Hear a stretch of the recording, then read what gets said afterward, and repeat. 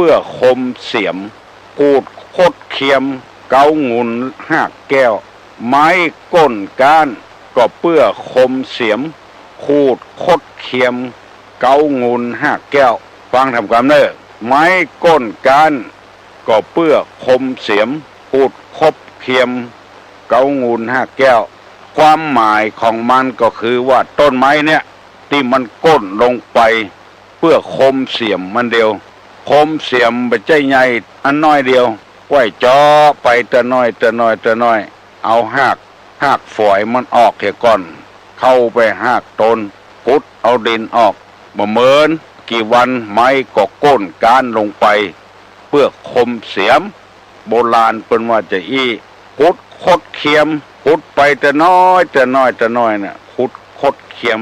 เกางุนหากแก้วไปถึงหากแก้วปุ่นหากโตนมันปุ่นก็เอามุยเข้าฟันก้นลงเลยคนเฮานี้จะไปฟังทอดใจเตื้อทำไปอยู่เรื่อยๆสักวันหนึ่ง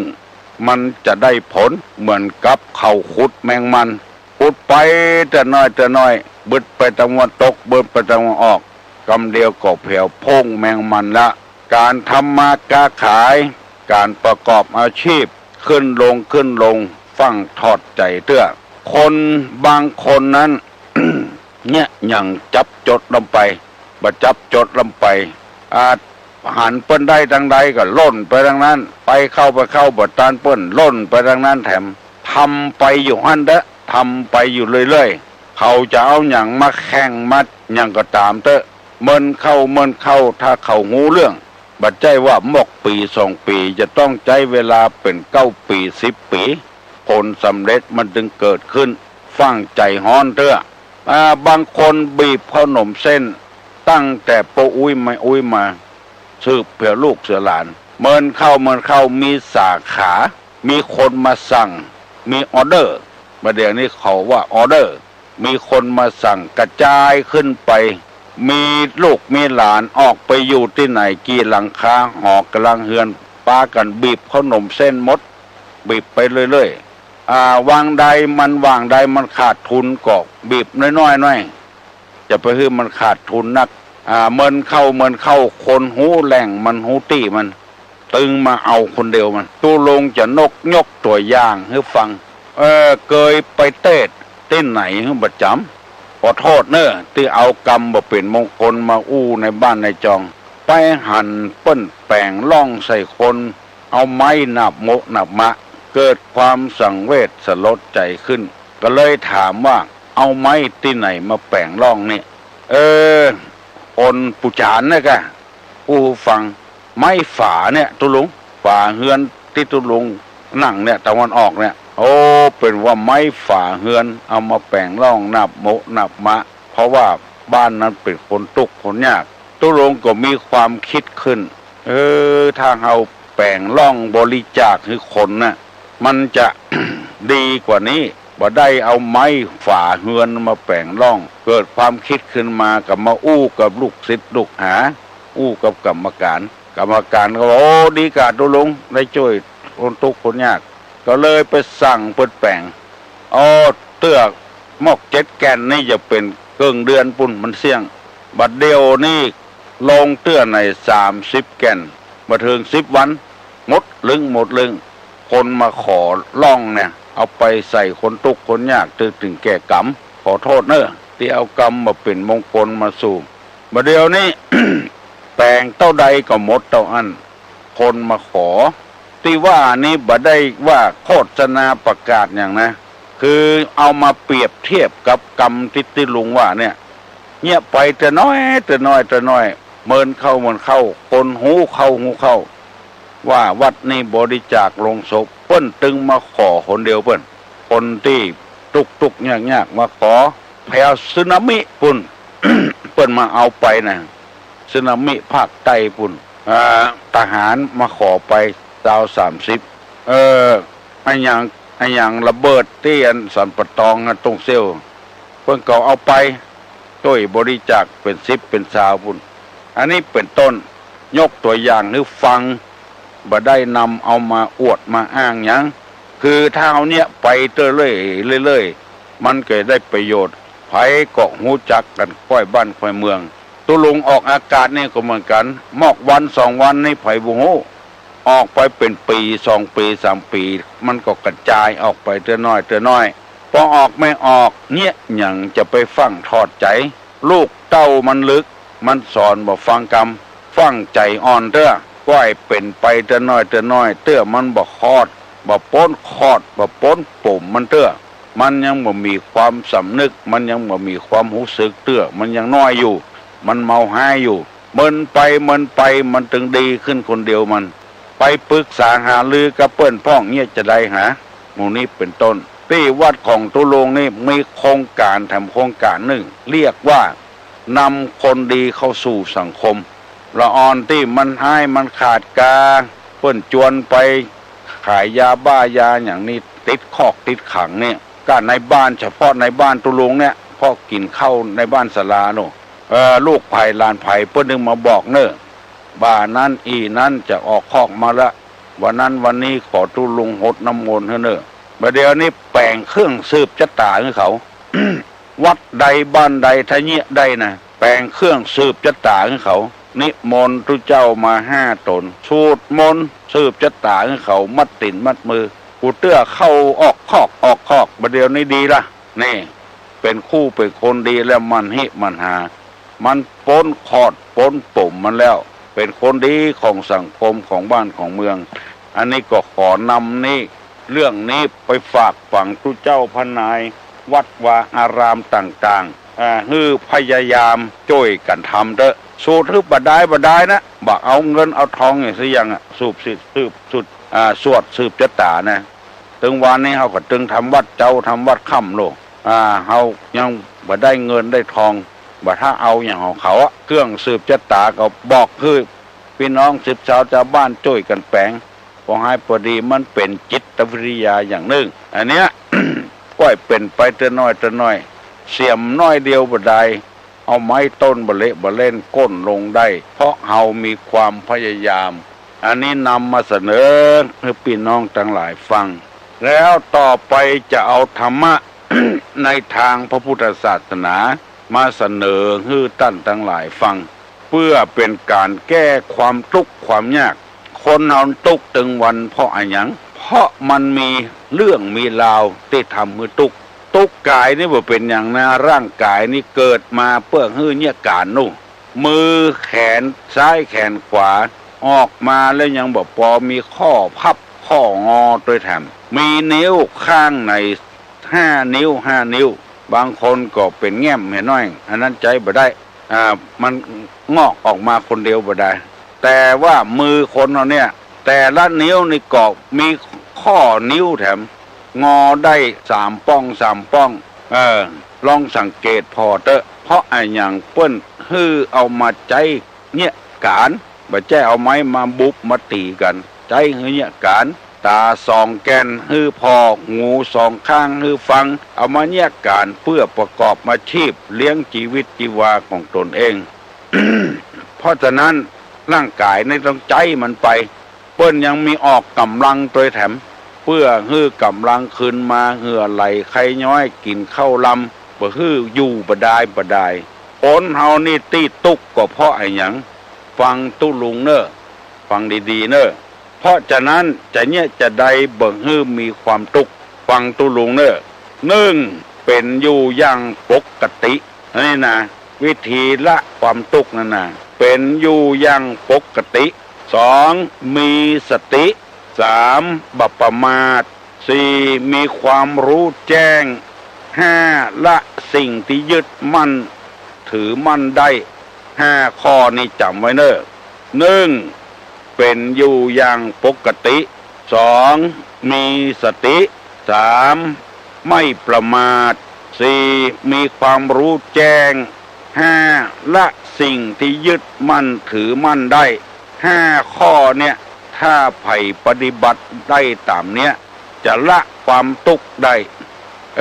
ที่เฮาทุกข์ถึงวันนี้เพราะเฮาบ่มีธรรมะที่จะไปละความทุกข์ถึง5 ข้อนี้เหลือเวลาแถมน้อยเดียวตุลุงจะได้อธิบายให้พี่น้องทั้งหลายฟังเนอะ เป็นอยู่อย่างปกตินั่นก็คือเฮามีเต้าใดเฮากดใจเต้าอันเฮาบ่หวังล่ำหวังรวยอย่างเต้าใดอะพอใจเมียคนเนี้ยพอใจลูกคนเนี้ยพอใจผัวคนเนี้ยพอใจเฮือนหลังเนี้ยพอใจรถกันเนี้ยพอใจโทรทัศน์เครื่องเนี้ยพอใจวิทยุเครื่องเนี้ยมีความปกติอยู่อย่างปกติใจอย่างปกติรับรองว่าบ่มีความทุกข์เจื่อตามธรรมนี่เถอะ มาถ้าไปอ้อนวอนหาเทวบุตรเทวดาที่ไหนแล้วเขาพอใจของเขาแล้วที่ว่าความสุขอยู่ที่ความพอใจที่เขาทุกถึงวันนี่เขามันแบบปกติลูกไปหันโทรทัศน์เปิ้นใหญ่ใครได้อย่างเปิ้นไปหันวิทยุเปิ้นใหญ่ใครได้อย่างเปิ้นไปหันขี่รถเก๋งใครได้อย่างเปิ้นเนี่ยเกิดความทุกข์ขึ้นมาเนี่ยใจเป็นเดือนมีรถอยู่แล้วบ่พอใจมีรถปิกอัพใครได้รถเก๋งมีรถเก๋งใครได้รถตู้โอ้ปองวางมันเหี่ยงพอใจอยู่อย่างปกติ ถูกต้องก็ไผว่าถูกต้องพ่องที่เปิ้นบ่ทุกข์บ่ยากก็เพราะเปิ้นอยู่ปกติเนี่ยใจปกติเนี่ยพอแล้วแต่อีก็พอแล้วใจสอยๆมันไปเรื่อยๆสองคือมีสติอย่าไปขาดสติแปลว่าความระลึกได้นึกถึงว่าคักกูลเฮาเนี่ยมอกใดต้นตระกูลเฮามอกใดเฮาเกิดมานั่งกองเงินกองทองกาเฮาเกิดมาได้ท่ามกลางจังใดบ้านเฮาอยู่อย่างใดมาธรรมชาติเป็นจังใดคือมีสติตลอดเวลาเฮาเป็นไอ้หยังคือมีสติตลอดเวลาเนี้ยเฮาบ่ใจหัวหน้าคนคือมีสติเฮาเป็นลูกจ้างเปิ้นแต่อยู่อย่างมีสติมีความสุขถ้าเฮาบ่มีสตินี่บ่มีความสุขเลยมีสติจะไปคิดว่าเปิ้นกันเปิ้นแกล้งเปิ้นอะไรอย่างคนเฮาอยู่บ่ได้บักกันบักแกล้งกันจะต้องมีอะไรอย่างสักอย่างเตือนตัวอยู่เสมอตัวเราเองติเตียนตัวเราเองเตือนตัวเราเอง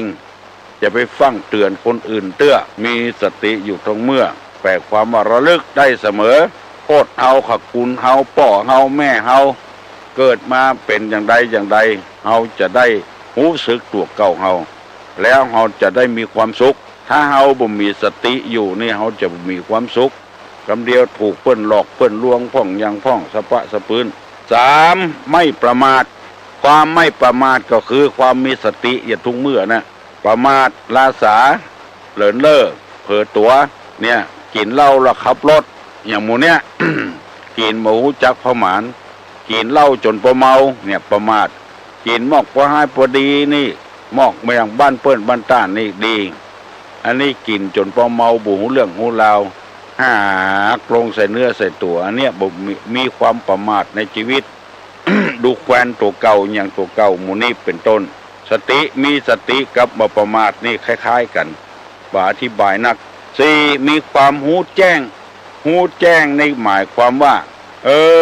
ที่เขาว่าเฮาเพราะหยังเพราะเขาบ่ฮู้เนี่ยเฮาหูแจ้งที่เขาบ่ฮู้ไปฟังกำเปิ้นอู้ถูกผู้บ่ถูกแม่นบ่ฮู้ก็เลยบ่ฮู้แจ้งแทงตลอดอย่างเวลาเนี้ย ครอบครัวเดียวกันพิษหัวกันเพราะเปิ้นรัฐบาลกับฝ่ายค้าน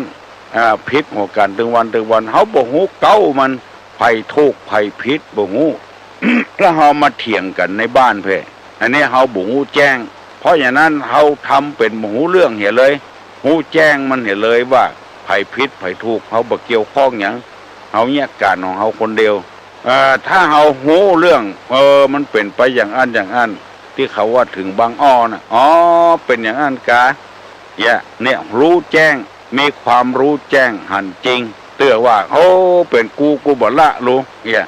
อันผัวเมียละผัวละเมียน่ะไผบ่ฮู้กับไผลูกเฮาบ่ได้อยู่กับเปิ้นที่มันละเพราะไอ้หยังมันทำเพราะไอ้หยังเฮาฮู้ว่าเป็นอย่างอันรู้เฮาก็ฮู้แจ้งแล้วเอาแล้วก็เฮาบ่ทุกข์ละถ้าเฮาฮู้อย่างอีน่ะเปิ้นถูกหวยเพราะไอ้หยังบุญของเปิ้นมีโลบุญของเปิ้นกุศลของเปิ้นเฮาก็บ่ต้องคอยไผละเมื่อเฮาบ่อิจฉาไผบ่คอยไผก็ฮู้แจ้งละเป็นบุญของเปิ้นได้สะสมมาแต่ชาติปางก่อน เอาได้สบายใจของเฮาก็อยู่ของเฮาอย่างเงี้ย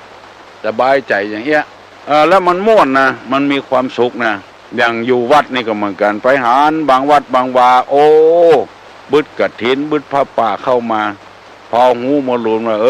เป็นอย่างอันโลกเนี่ยบุญของเพิ่นนักเพิ่นสะสมมาเขาก็สบายใจอะเขาก็บ่ต้องไปเดือดร้อนอย่างพอหูเหี่ยก่อนไปฟังวิพากษ์วิจารณ์ถ้าเอาวิพากษ์วิจารณ์เนี่ยเขาบุหูเรื่องถ้าหูเรื่องว่าก็เป็นอย่างอันโลกหูมามาลุนเป็นอย่างอันเอาถลำตัวไปจัดนักตุกไปจัดนักละอ่อนให้เพราะอย่างเนี่ยก็เพราะว่าเฮาก็ให้มันดีมันหายต้องศึกษาเล่าเรียนพอหูมันมาถึงเวลาที่มันจะดีเตื้อถึงเวลาดีมันก็นอมันนานจะละจะกว้างมันแต่อันนี้เวลามันน้อยนะถ้าเวลานักตุลุงจะได้นักกว่านี้ก่อนข้อที่5ละสิ่งที่ยึดมั่นถือมั่นได้ยึดมั่นถือมั่นไว้ได้ที่เขายึดว่ามันดีมันงามมันอย่างวันเนี้ยละมันเหี่ย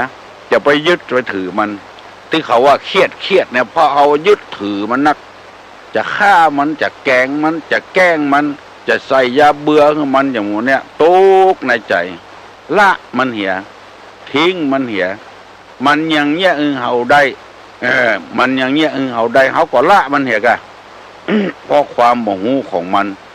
คนเราอยู่บดายไปกันไปแกล้งกันจะได้ไปอิจฉาบริษยาหยังบางคนเจ้าเฮือนเปิ้นอยู่แต่มาหุตุลุงฟังว่าเจ้าของบ้านอิจฉาน้องเขาอิจฉาผมเขา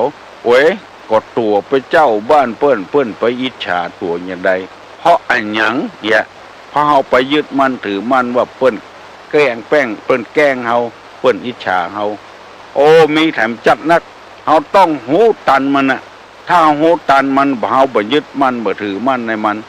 ยึดมั่นว่าใครได้อย่างเปิ้นใครได้อย่างเปิ้นใครได้อย่างเปิ้น เปิ้นยังลอยเฮาบ่ลอยยึดมั่นถือมั่นมันล้ำไป อยู่ไปที่โบราณเปิ้นว่าอยู่ไปตามน้ำทำไปตามตัวน้ำเพียงใดดอกบัวก็ถึงเพียงอันมันขึ้นลงขึ้นลงชะตาคนนี่ก็เป็นอย่างอันน่ะยันไผ่อย่าไปสืบชะตาราศีนี่หยังสะเดาะเคราะห์สะเดาะภัยนี่หยังเตือกทุลงขอพรมน้ำมนต์กันมั้งถูกหวยมุเนี่ยถ้าพรมน้ำมนต์ถูกหวยนี่ทุลุงกับพรมคนเดียวกะถูกคนเดียวติ๊กอ่ะไปยึดมั่นถือมั่นไอ้อย่างโมโหไปเข้าใจผิดหลายคนน่ะมาปรึกษาหารือกับตุลุงยึดมั่นถือมั่นในไอ้อย่างก็ในศาลเจ้าป่อศาลไอ้อย่างโมเนี้ยปีปู่ย่าตายายกันอย่างโมเนี้ยไปยึดมั่นถือมั่นนักลำไป คือยึดมั่นถือมั่นในตัวเองเนี้ยที่เปิ้นว่ามีดน้อยเขี่ยนต้นตาลมีดอันเต้าอย่างเอามีดพับละเขี่ยนต้นตาลเขี่ยนไปถึงวันมันถึงเป็นผลสำเร็จอย่าไปโทษปีศาจในอย่างโทษตัวเก่าเปิ้นขยันเปิ้นก็ถึงมั่งมีสีสุขแต่บางรายเปิ้นว่าอย่างคนจินเนี่ยผ้าติดเนื้อเสื้อติดตัวมาฮับจ้างลากน้ำหลากหนองมันเข้าเป็นเศรษฐีด้วยบุหูซึกตัวลูกเกิดออกมาหลายเข้าส่งเขาห้ามเขาเฮียนเป็นคนหูคนล็อกคนฉลาดไปจัดนักเพราะฉะนั้นก็ขอให้พี่น้องทั้งหลายจงพยายามจดจำไว้เนอะหลักแห่งการปฏิบัติเพื่อละความทุกข์มีอยู่5อย่าง1เป็นอยู่อย่างปกติ2มีสติ3ไม่ประมาท4มีความรู้แจ้ง5ละสิ่งที่ยึดมั่นถือมั่นได้ถ้ายึดมั่นถ้า5อย่างนี้ได้ก็มีความสุขละคือหมายความว่าป่งมันเหี่ยถ้าบ่อย่างอันเฮาจะมีความทุกข์ความยากโทรมาแล้วเนอะ6 โมงป่ายแล้วตามสัญญาฮัลโหลสวัสดีเจ้าตอบปัญหากะเจ้าเนี่ยการละทุกข์เนี่ยเจ้าจำได้แหละเจ้าน้องพิมพ์กะเจ้าอย่างมักเก่งฮะเก่งเจ้าได้วันนี้จ้ะตอบแล้วเจ้าข้อ1เป็นอยู่อย่างปกติเจ้านั่น2สติเจ้ามีสติ3ไม่ประมาทเจ้าเก่งถึงวันน้องพิมพ์ ความรู้แจ้งเจ้ามีความหูแจ้งห้าละสิ่งที่ยึดมั่นบ้านได้เจ้าโอ้เก่งตบมือเด้อเจ้ามีสติปัญญาเฉลียวฉลาดเนี่ยลูกเด้อเป็นเจ้าคนนายคนยินดีแล้วน้องพิมพ์อยู่เมืองกืดปุ่น อยู่เมืองกืดก็มีความสุขนะถ้ามีทำ5 อย่างนี่นะอยู่หิมถนนก็มีความสุขถ้ามีทำ5 อย่างนี้อันนี้เป็นธรรมในพุทธศาสนาแต่บ่ต้องไปอ้อนวอนนะเทวบุตรเทวดาขอเงือเป็นอยู่อย่างปกติอะโหลมาตรการลุงเฮ้อันแต่แม่มีไม่ยิงถามมาแบบมันไปได้แบบ4 วันแล้วนะเด็กก็เป็นว่าแห้งเท่าอยู่หนองซีแจ้งกับไอ้อย่างหูทำกรรมตู้ลงไปมาแล้วลืมถามเพื่อนเหียลุงไม่ได้ตอบสักคำเมื่อต้นเดือนเนี่ยมีปัจจัยถามตู้ลุงค้างตู้ลุงลืมไปละถามว่าใหญ่ถามว่าอย่างตู้ลุงว่าเดือนเนี่ยมีแห้งกับหนองซีแจ้งเนี่ยอันไม่ยิงมีหัวปัจจัยมีลูกอ๋อเพิ่งจะเลยมาแล้วเหรอตู้ลุงลืมมาแล้วเนาะให้จะลืมไปละเจ้าเพิ่นว่าอันหนองนั่นก็ทางห่วงแก้วทางแสมก็ในวัดไอ้เนาะเจ้าแก3 ตัวนั่นกับพระพุทธ1 ตัว2พระธรรม3พระเจ้านั่นแล้วก็อันนี่มีผัวปัจจัยมีลูกกับตู้เจ้านั่นก็เลี้ยงสามเณรเป็นเฉลยให้แล้วหรอเป็นเฉลยแล้วกันพระเจ้าของเป็นปัจจัยเป็นอยู่ที่ไหนพวกลืมไปละเป็นเฉลยให้ตู้ลุงลืมไปแล้วแกตู้ลุงบัตรใจตีบัตรใจตีลุงใช่ถ้าอย่าตั้งสถานีพวกสถานีอื่นตู้ลุงทหารอากาศกันทหารอากาศปุ่นเป็นมาอันกันหนองซีแจ้งนี่ก็คือวัดแห้งเท่าอยู่หนองสีแจ้งเนาะกับพระพุทธพระธรรมพระสงฆ์อ่ะจ้ะนั่นกะไม่ยิงมีผัวปัจจัยเกิดลูกกับตู้เจ้าเลี้ยงสามเณรนะจ้ะเป็นเฉลยมาแล้วปัจจัยปัญหาเป็นต้นเดือนเนี่ยตุลุงเป็นมาอันกะจะจำได้ยังไงจำได้บอกแล้วที่ไหนก็ลืมไปแล้วในนี้แม่ยิงมีผัวที่บ้านบ่เนาะเราเอาลูกมาให้ตู้เจ้าเลี้ยงเจ้าไหนอย่างนี้กับปัญหาน้อยแหนได้กะจะกับมืดมูลหมดแล้วให้ตอบมาได้แล้วเป็นตอบไหมเป็นตอบว่าอันกะตู้ลุงก็ว่าแห้งเท่าเลยคือตัวเขาตู้ลุงแต่มันมีคนที่มาเอายาแก้ไอให้ตู้ลุงอ่ะเอาอย่างไรที่มีสนามบินเนี่ยที่เย็นโยมสนามบินเนี่ยที่โทรหาตู้ลุงบ่อยๆอ่ะที่เอายาแก้ไอไปให้เงินตู้ลุงอ่ะก็มาซ่อหามันเจ้าไปเหี่ยต้นเหี่ยตัวทีนี้มันแม่แล้วลูกเจ้าไปห้องตีเจ้าตีอมพรมันก็แม่แล้วรออ่ะเยี่ยมแม่นี่จ้ะอันกะมาเผื่อบ้านเลยกะงามก็รอจ้ะงามเจ้าไม่ไหนก็หายกันจนได้ด่ะเจ้าไหนว่าโมโหแล้วนอนแต่โมจะขอจะแก้อะไรกันไปเผื่อต้นเหือดปุ่นเจ้าเหี่ยต้นเหี่ยเหรอบ้านปุ่นอยู่บ้านบวกกันได้อ่ะมันเพิ่นไปอยู่สนามบินนี่เนาะคนตำบลเดียวอำเภอเดียวกันเนาะดีไปทำงานด้วยเนาะเป็นญาติกันนะเนาะมาญาติเป็นมาซ่อแหญาติธรรมกันญาติธรรมนี่กันเพื่อนมาซ่อแหที่โทรหาตู้ลุงนี่กัน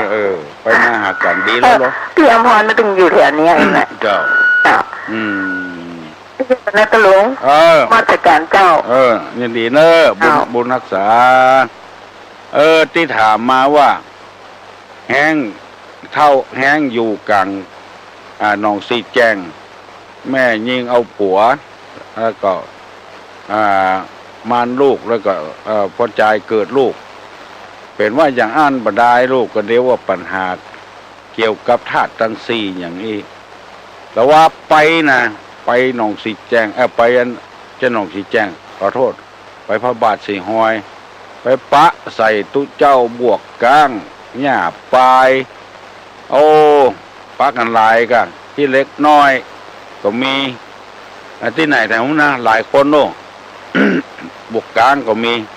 ไปปะใส่กันอู้กันปุ้นเป็นว่าเปิ้นก็ฟังวิทยุตุลุงยินดีเนอะพี่น้องวงศาคณะญาติถึงตู้เจ้าพนายฟังกันกูเจ้าจำไว้เนอะคนใดมีความตุกใจนะเอาทำ5 ข้อเนี่ย บ่ถ้าไหว้วอนเทวบุตรเทวดาที่ไหนเนอะหนึ่งคืออยู่อย่างปกติเนี่ยอยู่ไปตามน้ำทำไปตามตัวเนี่ยสองมีสติอยู่ตลอดเวลาสามบ่ประมาทสี่มีความหูแจ้งห้าละสิ่งที่ยึดมั่นถือมั่นซื้อหวยบ่ถูกมันบ่ถูกก็บ่ถูกอ่ะเนี่ยหูแจ้งมาเหี้ยอย่าไปยึดมั่นถือมั่นกับอย่างสักอย่าง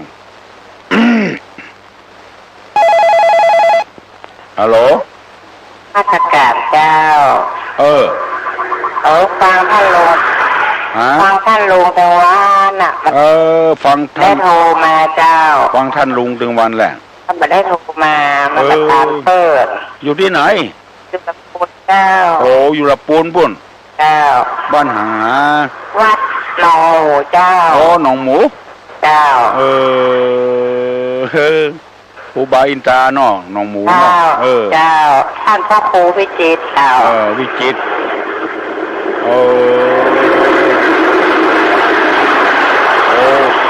เสียงอะไรอย่างไงเสียงรถไฟอะก็ไม่ได้เห็นเจ้าเสียงรถไฟมันผ่านเจ้าเสียงรถไฟผ่านมาค่ได้เห็นเจ้าถึงก็ช่างมาถึงก็ช่างนะเนาะโทรมาท่านลุงตะวันม่วนเจ้าม่วนแหละเจ้าก็ฟังไปเรื่อยๆเนอะเจ้าบางทีก็ได้ไหว้พร้อมท่านลุงบางทีก็บัดตามชักการเป็นยังมันบัดตามแล้วก็อันเปิ้นฟังกันหลายก็กล้าเจ้าบ้านหนองหมูอ่ะเจ้าฟังกันหลายค่ะได้ยินชัดดีเนาะเจ้ายินดีเนอะยินดีเนอะ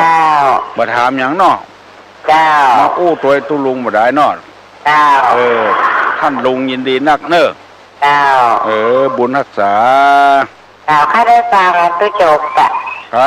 ข้าได้เงินตุ้จบท่านลุงนะซื้อเทปไปฟังกะมันเป็นวิทยุล่ะเจ้าซื้อเทปไปฟังเด้อเอาไปฟังกับบ้านเนี่ยมันต้องมีโลกที่ทิพเนตรนะทิพเนตรจะมีฮั่นกูยังอ่ะที่ท่านลุงเทศนะเข้าไปเถอะท่านลุงทองแม่ริมมีตึงเอายื่นเหือเขาจากกะทางตึงวันน่ะว่าอันเอาซีดีน่ะเทปน่ะไปหาเตียนทิพเนตรนั่นเด้อต้องถามละอ่อนทอนน้ำบ่อน้อยน้ำบ่ออย่างน้ำบ่อน้อยนะน้ำบ่อน้อยแล้วน้ำบ่อน้อยแต่อันน่ะน้ำบ่อน้อยไม่ใช้เป็นยาหรอกน้ำบ่อน้อยกินบะเสี่ยงไอ้กับก็น้ำบ่อน้อยบ่ได้ของหมูลงยินดีเนอะยินดีหนองหมูปุ้นขอบคุณกูคนเนอะขอเงือปออกไม่ออกที่ฟังตุลุงประเดี๋ยวนี้คือละความทุกข์เนี่ยเพื่อมีแต่ความสุขฮัลโหลราชการเจ้าข้าท่านเนาะทุลุงอุดมันมาจ่ายนี่นะเขาจ่ายดีบ่เจ้าอย่าไปตุกเด้อเจ้าละความตุกอย่างเงี้ยมันก็จะมาตุกอย่างมันทั้งเริ่มได้ยังจ่ายเนี่ยได้ดีแต่บางคนมันตุกนะเจ้าคนเท่าที่ตุกก็มีนะถ้าลมนักมันก็ตุกนักเนาะก่อนหน้าแต่ถ้าเขาปอดใจมันก็บ่ตุกอะอยู่อย่างปกตินะเขาปรุงวางเห็นเนาะปรุงวางเห็นปรุงวางเห็นมันก็บ่ตุกแล้วบ่ตุกแล้วโทนจากที่ไหนนี่สารปีเจ้าสารปีนี่บ่ได้เจ้าคนนึงเหมือนโทรฟังชัดเนาะฟังเสียงมันนั่นมีที่ไหนสักทีสารปีนี่นะยี่ห้อนั้นก็จะปลาเดือปลาเดือกะที่เก่าอันเก่านั่นเนาะที่โทรมาหาตุลุงนะดีแต่ตื่นใจได้นะว่าเจ้านี่นะเขาบอกผมมาแม่เขาจะฟังหมูเนี่ยหัวเท่าเนี่ยห่วงห้าห่วงนี่ค่ะน่ะห่วงห้าห่วงนี่ตุกเต้าตายน่ะเนาะอันอุเบกขามันต้องปรุงวางเนาะเปิ้นว่ากินข้าวเหงื่อออกตุกเต้าตาย ก็เพราะว่ามันโปร่งวางแหละเนาะห่วงหันห่วงนี่ลำไปอ่ะตัวก็รู้ก็น่าเสียใจเครื่องขาบดีเท่านั้นเนอะโอ้จังเลยว่าเขาได้เจ้าเหมือนเมื่อก่อนจังมันเอาใจมันมาเมินละเอาว่าอย่างนั้นนะไปนอนมาเสียดิ7-8 ประสาทอ่ะโอ้ได้7-8เลือดตั้งความเหี่ยวขาอยากลูกยากนั่งยากเนาะมาเดียมได้ไปเนาะเดี๋ยวได้ไปละจังมันเอาไปมาแล้วลูกจังมันทำดีกันล่องได้ดีกันเนาะโอ้ไปล่างอย่างไรได้ดีแน่นอนนะบัดล่างอ่ะทำมาแต่ว่าเปลี่ยนละอ่อนละโอ้ทำไปเถอะไอ้อันไปนี่โดยป่อเนาะไปโดยป่อไปวัดไปวาไปเรียนชุดเต้ก็ได้ไปมาเปลี่ยนอ่อนว่าสมัยเป็นมือดินแล้วนะสมัยเป็นคูดหนตางละโอ้คูดหนตางเป็นมือดินครูบาสินธรรมอ่ะเป็นละอ่อนนะโอ้เป็นละอ่อนไปอยู่นั่นอยู่7 ปีนะก็หาไปเดียวโอ้นั่นไปตุลุงก็ไปหรอตุลุงก็ไปเนาะตุลุงอยู่ในตองอยู่อันนี้ตุลุงแก่แล้วก็72ละ72โอ้หนุ่มเจ้าหน่อยน่า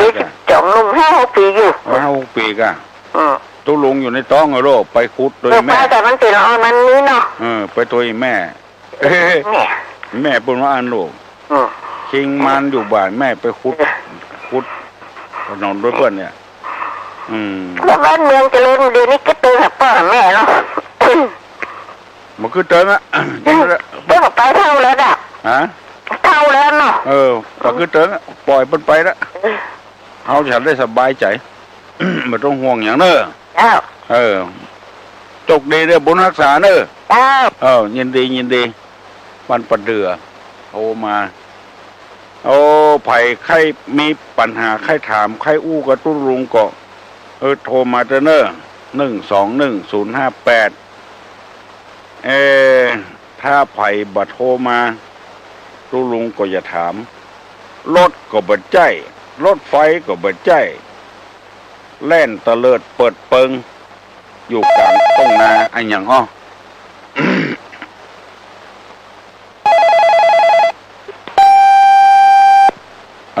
รุดไปเห็นแล้วรถยนต์ก็บัดใจรถไฟก็บัดใจแล่นตะเลิดเปิดเปิงอยู่ตามต้นนาอันอย่างเมื่อไผ่บ่อู้มาตุลุงก็อู้ไปรถยนต์ก็บัดใจรถไฟก็บัดใจล่นไปล่นมาตะเลิดเปิดเปิงอยู่ตามต้นตามนาอันอย่างฮ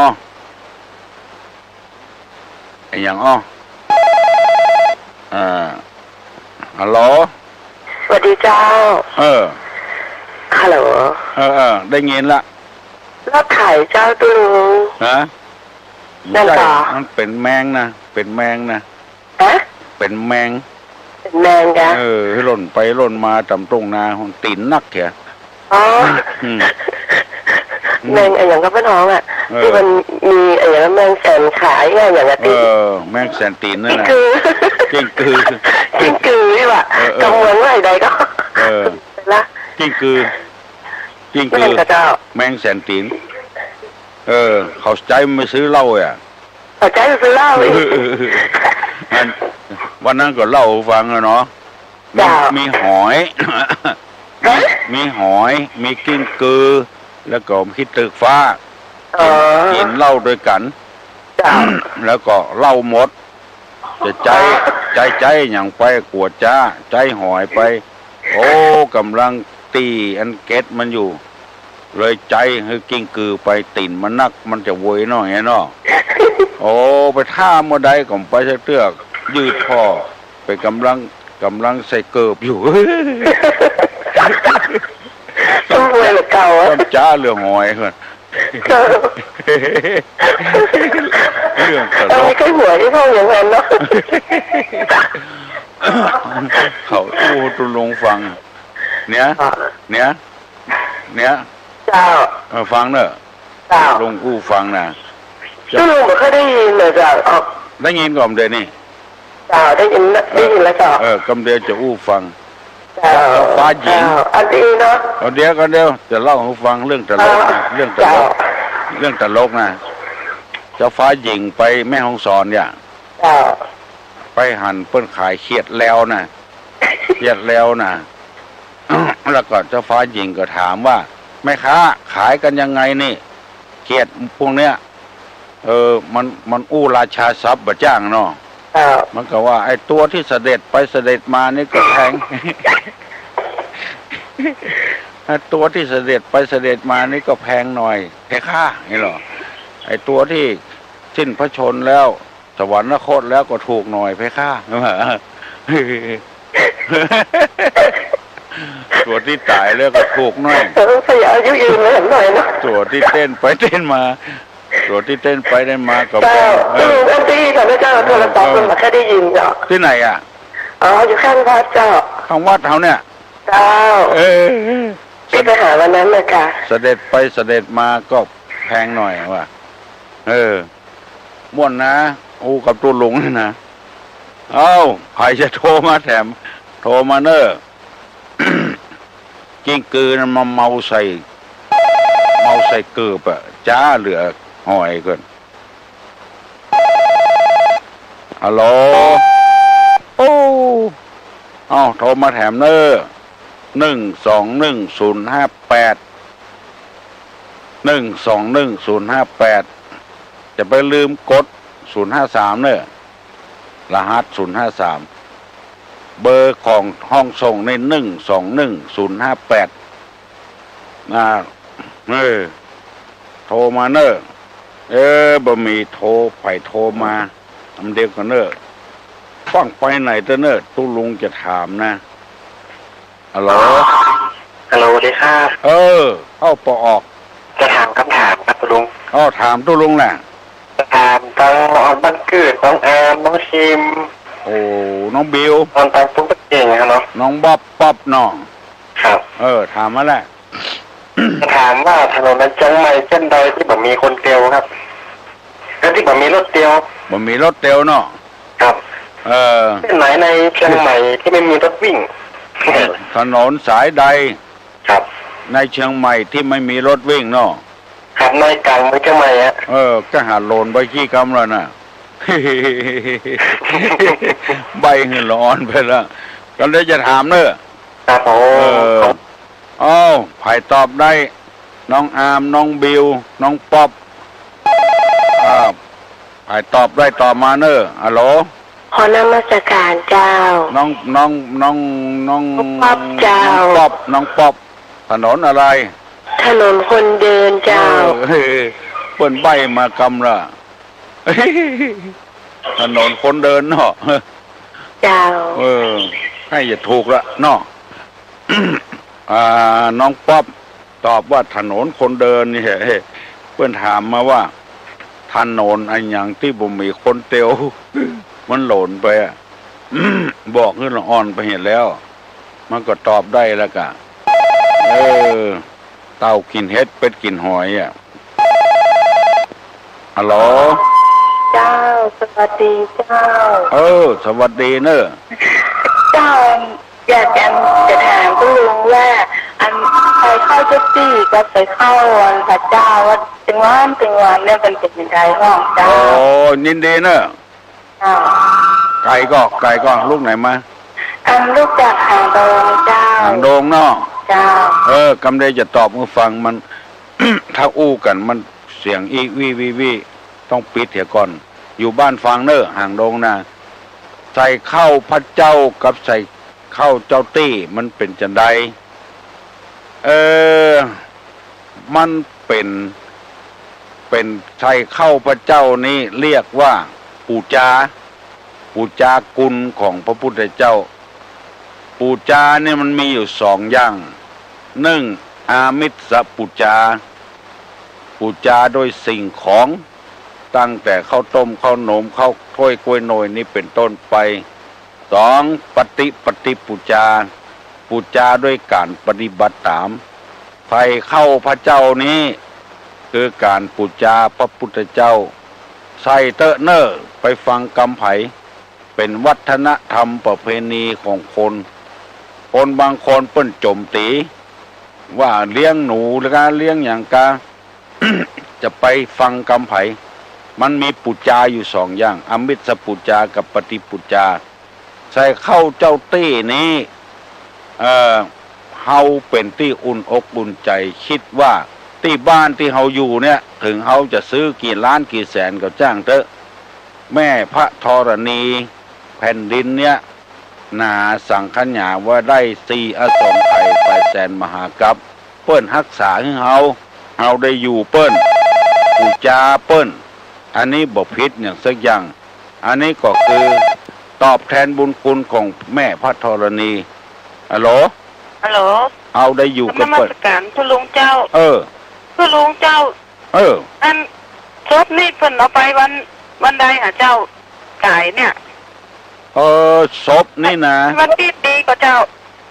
ต้องพอปกตื่นแถมกรรมถ้ามันบัดตกวันเก้ากล่องนี่ก็ดิ้งถ้ามันเป็นวันห้าค่ำอ่ะเจ้า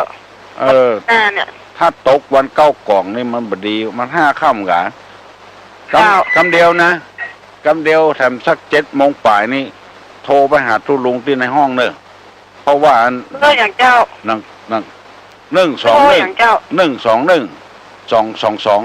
มัน121 ปกตื่นมันอยู่ที่ในห้องทุลุงบุญเนอะ121 ก็เจ้า121 สัก7 โมง 5 นาทีเนอะ7 โมง 5 นาทีเนี่ยโทรไปหาทุลุงที่ห้อง5 นาทีนะเจ้าจะไปพอหนังสือให้ก่อนเนอะเจ้าตอบประเดียวนี่บ่ได้เถอะเพราะว่าหนังสือเบอร์มีนี่ถ้าว่าศพมันตายมันซื้อแล้วเจ้าถ้ามันบัดตกวันเก้ากล่องบ่เป็นหยังกันเดี๋ยวก่อนจะไปพอเฮ้อเนอะเจ้าถามไปที่121 222ยินดีละอย่างนี้ค่ะเฮาอย่าได้ช่วยเหลือกันเพิ่นฮ้องกันว่าวิทยุชุมชนใส่ไปเถอะเนอะแม่พระธรณีเจ้าตี้คือเปิ้นรักษาบ้านเฮาฮัลโหลเจ้าตุลุงเจ้านั้นวันเก้ากล่องเนี่ยมันเป็นวันมันอย่างอะครับเปิ้นมีปกตื่นของเปิ้นนับเนี่ยเก้ากล่องลองปืนดอกปืนได้สุกปักรับได้รับตายความได้ใส่เจ้าใส่เสียเต้าเปล่านี่เปียงไงนะเปิ้นมีกรรมของเปิ้นไปถามน้อยถามนานเด้อเฮาก็นับบ่ได้ใค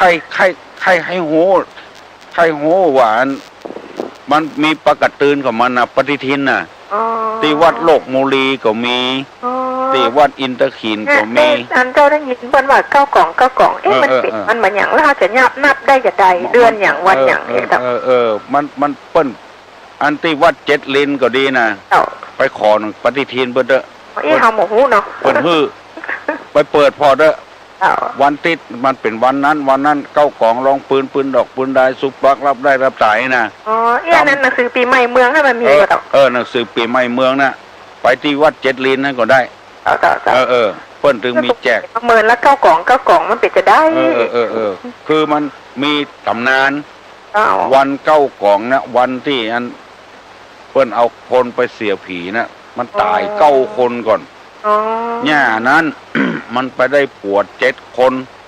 หัวล้านหมดแล้วก็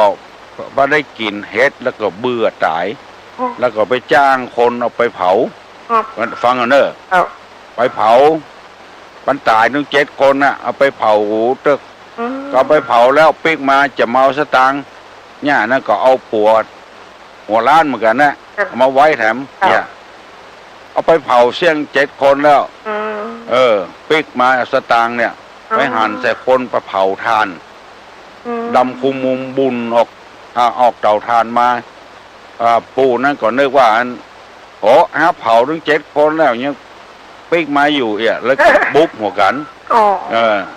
ตายไป7 คนนั่นนะยังหมดปอน่ะคนเผาทานก็ตายคนที่เอาไปเผาก็ตายเลยเป็น9 คนวันนั้นอ่ะวัน9 กล่องนะตำนานมันเปลี่ยนอันนี้ว่าโวยให้ฟังนะวันมัน7 โมงแล้วเนาะตู้ลุงอย่างกระทุกหมดเนาะกระทุกอย่างเลยมันหูพ่องแล้วเนาะ คนอวดล็อกมันเนี่ย ไม่ใช่จ้ะน่าจะถามแหม่มกรรมแล้วต่อก็เอาล็อกมาอวดนะแกคนเจ้าน่าจะถามแหม่มกรรมเนาะถามกะถามมาอันนี้เป็นปัญหาที่ตอบมาต่อเจ้าเป็นว่าแก่เอาไว้เป็นเปื้อนนอนอ่อนๆเอาไว้ต้มกินคืออย่างเจ้าแก่เป็นงกอ่ะไม่บงกับไม่ช้างไงกะเนาะเปื่อนนอนน่ะเอามาแปลงหอแปลงเฮือนแปลงฟากนั่นกะเนาะอ่อนต้มกินแล้วก็นอนแล้วเนาะหน้างอเขาอ่อนกินก่อนตึงวันเหรอฮะหน้างอเขาอ่อนกินก่อนตึงวันนะอันนั้นก็ปากอะเนาะทุลุงเก่งทุลุงเก่งอ่ะมันมีไผอวดกำเตือนเนอะวันนี้นี่โดนลูกยอหลายลูกลุงเก่งผู้อย่างกระถูกประตงประเสียงทุลุงจะชอบขนาดเลยจดไว้ตึงวันนะ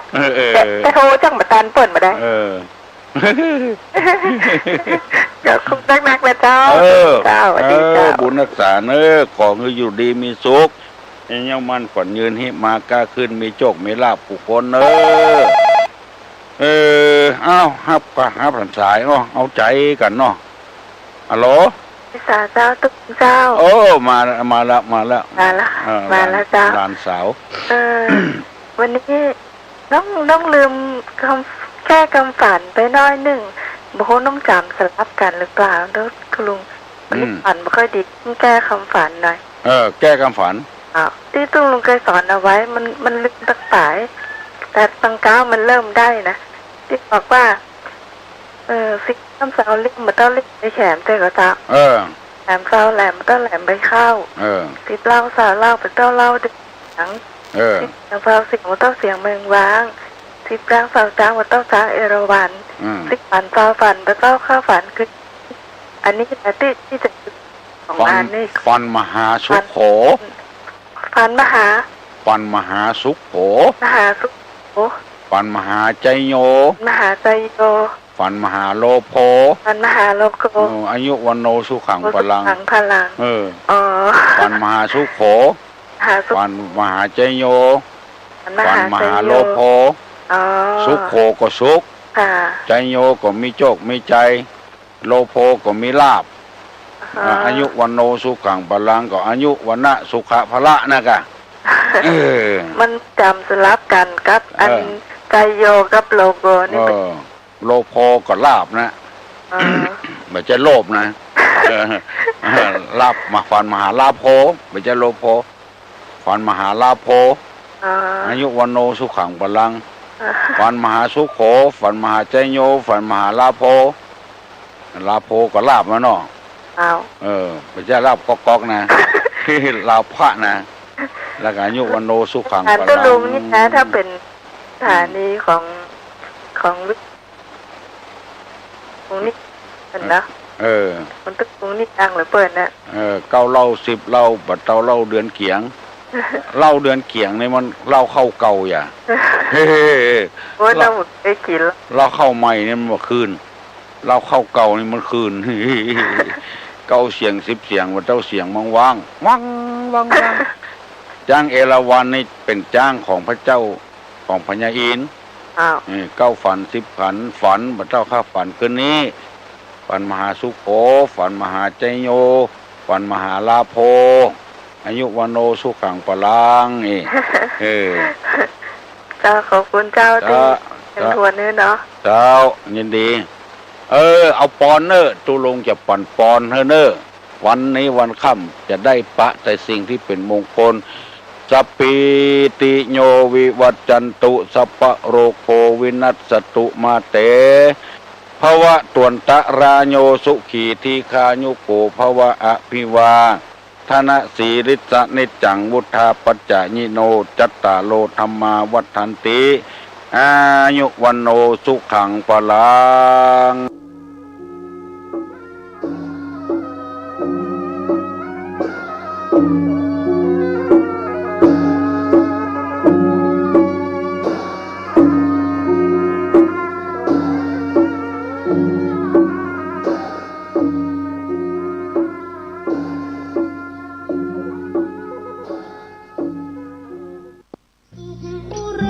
เกิดฝน